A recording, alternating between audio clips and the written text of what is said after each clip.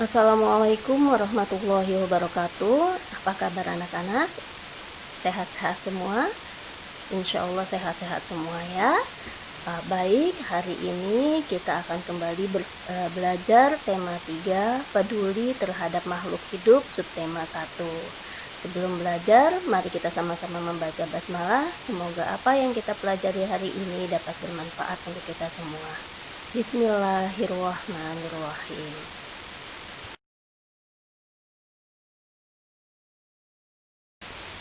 Nah, hari ini kita akan kembali belajar tentang wawancara. Kamu pasti pernah mendengar kata wawancara, bahkan kamu pernah melihat orang-orang melakukan wawancara, ya. Nah, sebetulnya wawancara itu apa sih?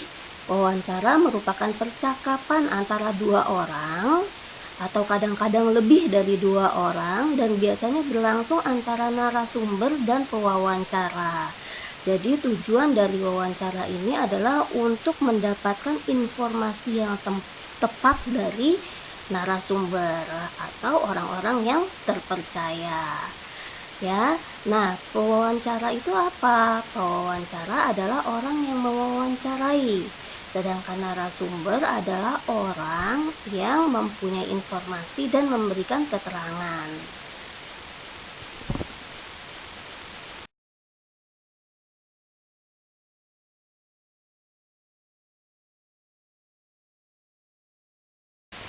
Ketika melakukan wawancara, si pewawancara biasanya memberikan banyak pertanyaan kepada narasumber untuk mendapatkan informasi-informasi yang jelas. Nah, untuk itu pertanyaan-pertanyaan yang diberikan oleh pewawancara harus merupakan pertanyaan-pertanyaan yang baik. Pertanyaan yang baik itu seperti apa? Yang pertama, harus sesuai dengan topik, ya. Jadi sesuai dengan tema yang dia ambil. Ya, ketika dia mengambil, contohnya dia mengambil cara mengembangkan tanaman. Nah, ketika yang ditanya topiknya seputar tanaman, dia tidak boleh beralih ke cara merawat hewan, seperti itu. Nah, pertanyaan yang diberikan oleh pewawancara adalah pertanyaan yang memberikan penjelasan, bukan pertanyaan yang jawabannya hanya dijawab dengan iya atau tidak. Nah, jadi seorang pewawancara itu harus dapat menggali lebih banyak informasi dari narasumbernya. Biasanya pertanyaan-pertanyaan itu harus diawali dengan kata apa, siapa, di mana, kenapa, mengapa, dan bagaimana. Pertanyaannya juga harus tepat dan tepat pada sasaran. Bahasa yang digunakan juga bahasa yang benar. Dan antara satu pertanyaan dengan pertanyaan yang lainnya harus berkesinambungan. Nah, kalau kamu ingin melakukan wawancara, ada beberapa hal yang harus kamu siapkan sebelumnya. Yang pertama, kamu harus buat janji dengan narasumber. Jangan tiba-tiba kamu datangi narasumber dan kamu tanya, ya. Jadi sehari atau beberapa hari sebelumnya kamu buat janji dulu. Minta kesediaan narasumber untuk diwawancarai. Nah, yang kedua, tunjukkan kesan yang baik. Misalnya dengan datang tepat waktu. Kamu janji sama narasumbernya akan melakukan wawancara jam 7. Bisa jam 7 atau sebelum jam 7 kamu sudah datang di tempat yang dijanjikan. Yang ketiga, berbicaralah dengan santun, ya. Yang keempat, menyiapkan daftar pertanyaan yang sesuai dengan pokok permasalahan. Yang kelima, berlatih agar tidak selalu membaca pertanyaan yang telah disusun. Nah, ini biasanya teman-teman kamu yang sebelumnya ketika melakukan wawancara memberikan pertanyaannya masih melihat di kertas catatan mereka gitu. Harusnya sudah dibaca berkali-kali, jadi kamu sudah ingat apa yang akan ditanya. Jadi tidak selalu monoton dengan melihat kertas yang kertas catatannya, ya. Nah, yang harus kamu perhatikan ketika melakukan wawancara, yang pertama, perkenalkan dulu diri kamu sebelum melakukan wawancara. Yang kedua, sampaikan tujuan wawancara. Untuk apa sih kamu melakukan wawancara ini? Gitu. Yang ketiga, mulai wawancara dengan pertanyaan ringan agar dapat mencairkan suasana. Ketika kamu mendatangi atau bertemu dengan pewawancara, tanya pertanyaan-pertanyaan ringan dulu. Misalnya, menanyakan kabar pewawancara, menanyakan keadaan jalan tadi macet atau tidak, menanyakan hobi pewawancara, dan lain-lain. Nah, kemudian baru yang keempat, sebutkan nama narasumber secara lengkap. Jadi, jangan kamu panggil dengan nama panggilannya, gunakan nama lengkapnya. Yang kelima, bawa buku catatan, alat tulis, atau alat perekam saat melakukan wawancara. Nah, lanjut mendengarkan pendapat dan informasi dari narasumber dengan seksama.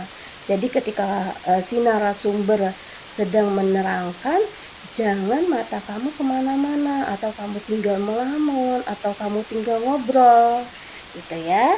Yang kemudian hindari memotong ucapan narasumber agar keterangan tidak terputus.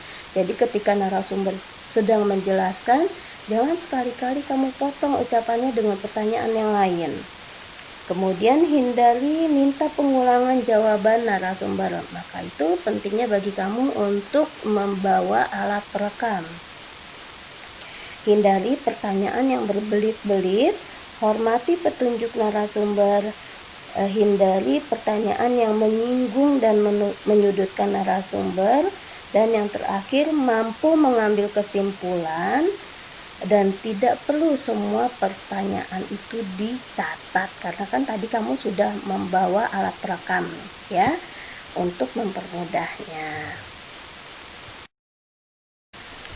Setelah selesai melakukan wawancara, mohon diri dulu, ucapkan terima kasih dan permohonan maaf apabila selama wawancara ada yang kurang berkenan.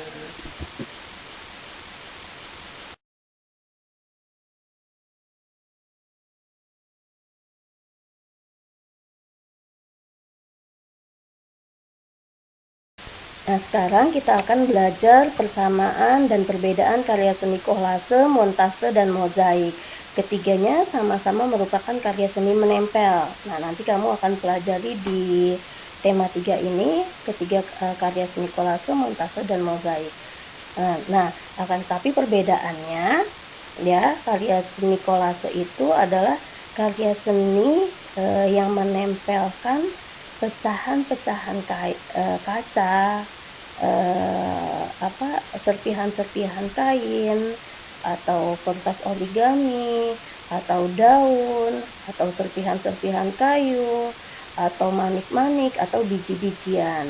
Nah, tapi pada karya seni kolase ini, pecahan-pecahan tersebut bisa dipadukan, bisa memadukan 2 atau 3 bahan, ya. Sedangkan kalau montase ini merupakan teknik menempel gambar-gambar yang sebelumnya telah jadi dan kemudian disusun ulang. Jadi misalnya kamu mengambil gambar-gambar dari majalah, dari beberapa majalah, kemudian kamu susun ke dalam satu media. Misalnya di majalah yang pertama kamu ambil gambar tumbuhannya, dari majalah yang kedua kamu ambil gambar orangnya, lalu dari yang lainnya kamu ambil gambar pemandangannya. Nah, nanti kamu tempelkan ke dalam satu media menjadi sebuah gambar baru, itu yang disebut montase. Nah, kalau mozaik hampir sama dengan kolase, ya, hanya bedanya kalau mozaik itu hanya membutuhkan satu bahan. Jadi tidak lebih dari satu bahan, tidak dicampur seperti kolase. Nah, biasanya juga pecahan-pecahan atau potongan-potongan pada mozaik ini lebih kecil daripada kolase, ukurannya lebih kecil daripada kolase.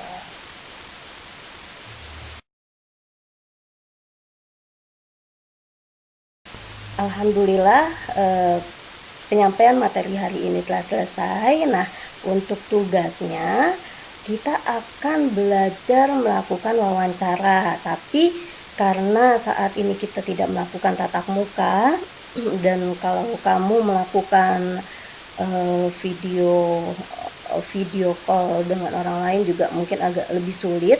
Jadi saat ini Bu Guru minta untuk menyusun pertanyaan-pertanyaan untuk melakukan wawancara. Jadi kamu bisa menentukan tema kamu sendiri atau topik kamu sendiri. Kamu mau melakukan wawancara tentang apa? Nah, susun atau persiapan pertanyaan-pertanyaannya. Nah, kalau sudah kamu buat daftar pertanyaan-pertanyaannya, apa saja yang akan kamu tanyakan, lalu foto pertanyaan-pertanyaan tersebut dan kirimkan ke Bu Guru melalui WA ya. Nah, jangan lupa ketika kamu membuat pertanyaan, gunakan kata tanya dan akhiri dengan kalimat tanya ya. Baik, terima kasih. Assalamualaikum warahmatullahi wabarakatuh.